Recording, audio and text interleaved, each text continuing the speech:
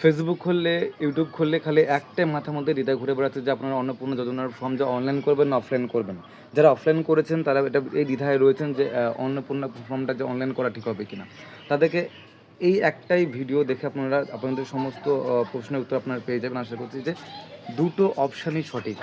দুটো অপশানই সঠিক, এ নিয়ে কোনো সন্দেহ নেই। তবে প্রশ্ন হচ্ছে যে কোনটা ঠিক আর কোনটা বেঠিক। অফলাইনের ফর্মের ক্ষেত্রে কী হবে, আপনারা হয় পঞ্চায়েতে জমা করবেন, ফর্মগুলো জমা পড়বে, না হলে বিডিও অফিসে জমা পড়বে। পঞ্চায়েতের ক্ষেত্রে কিন্তু আপনি একা জমা করছেন না, আপনাদের পুরো কয়েকটা এলাকার পুরো মানুষ কিন্তু সেখানে গিয়ে জমা করছে। আর সেখানে লাট লাট হয়ে জমে রয়েছে, আপনি তো দেখেননি আমাদের মোহনপুর পঞ্চায়েতের ক্ষেত্রে আমি বলছি, এবং প্রতিটা পঞ্চায়েত থেকে বলে দিয়েছে যে অনলাইনে ফর্ম ফিল আপ করতে। তার কারণ হচ্ছে এত ফর্ম জমা পড়েছে যে ওই ফর্ম ফিল আপ করতে গেলে 2 থেকে 3 মাস সময় লাগবে। আর পঞ্চায়েতের নিয়ম, সরকারি নিয়ম হচ্ছে যে 5টা অবধি ফর্ম ফিল আপ হবে। তারা আমাদের মতো সাবেকের মতো যেরকম অনলাইনে ফর্ম ফিল আপ করে থাকে, ঠিক সেরকমই পঞ্চায়েতের স্টাফ ওরা সে করে থাকবে। কিন্তু পঞ্চায়েতের স্টাফ কম, যে ফর্ম ফিল আপ করবে সেই স্টাফের পরিমাণটা খুবই কম। একটা থেকে খুব জোর 2টো। আর বিএসকে থেকে হচ্ছে, বিএসকে তো খুব কম, একজনের ফর্ম ফিল আপ করতে সময় লাগছে প্রায় 30 মিনিট করে। এবার আপনি ভাবুন যে সারা দিনে যদি 100খানা ফর্ম ফিল আপ করতে হয় সেক্ষেত্রে কত সময় লাগবে। তাদের ক্ষেত্রে একটা টাইমিং রয়েছে যে এই টাইমের মধ্যে ফর্ম ফিল আপ করতে হবে, কিন্তু সেই পরিমাণটা এতটাই বেশি হয়ে পড়েছে ডকুমেন্টসের পরিমাণটা, কিন্তু সে কম সময়ের মধ্যে সেটা করা যাবে না। তাই অনলাইন করলে কী হবে, আপনি যদি আজকেই করেন আপনি নিশ্চিত হয়ে গেলেন যে আপনার ফর্মটা ফিল আপ করা হলো।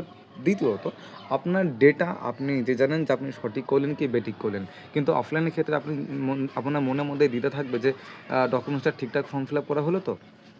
কোনো ভুল নেই তো? পাবো কি পাবো না? যদি ভুল না করে ফেলে বা ইনফরমেশন যদি ভুল দিয়েই থাকে, তো সেক্ষেত্রে একটা দ্বিধা থেকে থাকে। কিন্তু আপনি সেটা জানতে পারছেন না যে ওরা ঠিক করলো কি ভুল করলো। কিন্তু অনলাইনে করার ক্ষেত্রে হলে কি আপনি জানবেন, 100% আপনি জানবেন যে আপনার ডকুমেন্টসে ঠিকঠাক ইনফরমেশন দেওয়া হয়েছে। কারণ আপনার আধার নাম্বার আর আপনার নাম এটুকু দিয়ে যাচাই করা হবে। এবার সেক্ষেত্রে পঞ্চায়েতে অনলাইনে ক্ষেত্রে কী হয়, অফলাইনের ক্ষেত্রে কী হয় যে অনেক কাজের প্রেশার থাকে, উপর মহল থেকে প্রেশার থাকে। তো যে এন্ট্রি করবে তার উপর টার্গেট থাকে যে প্রতিদিন এতগুলো তাকে করতে হবে। এই প্রেশারের কারণে অনেক সময় কী হয়, কাজের তাড়াহুড়ার কারণে ভুল হয়ে যায় অনেক সময়।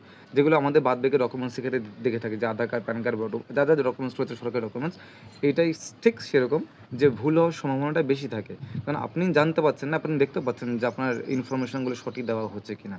তো সেই ক্ষেত্রে অনলাইন করলে এটাই বেটার হয় যে সবসময় চেষ্টা করুন যে অনলাইনে করার। একটু টাকা খরচা হলো কিংবা সময় বেশি গেল, চেষ্টা করুন যে অনলাইনে করার। কারণ আপনার ইনফরমেশন আপনি দেখে নিতে পারছেন এবং যাকে দিয়ে করাচ্ছেন সেও জানতে পারছে যে আপনি সঠিক ইনফরমেশন দিয়ে করছেন। তাই আপনার উচিত, যদি টাকা পেয়ে না থাকেন বা স্ট্যাটাস চেক করতে না পারেন, আপনার অতি বিলম্বে আপনার এটা করে নেওয়া উচিত যে অনলাইনে যেকোনো সেন্টারে গিয়ে বা আপনার নিজের বাইরে থেকে বা ফোন থেকে যে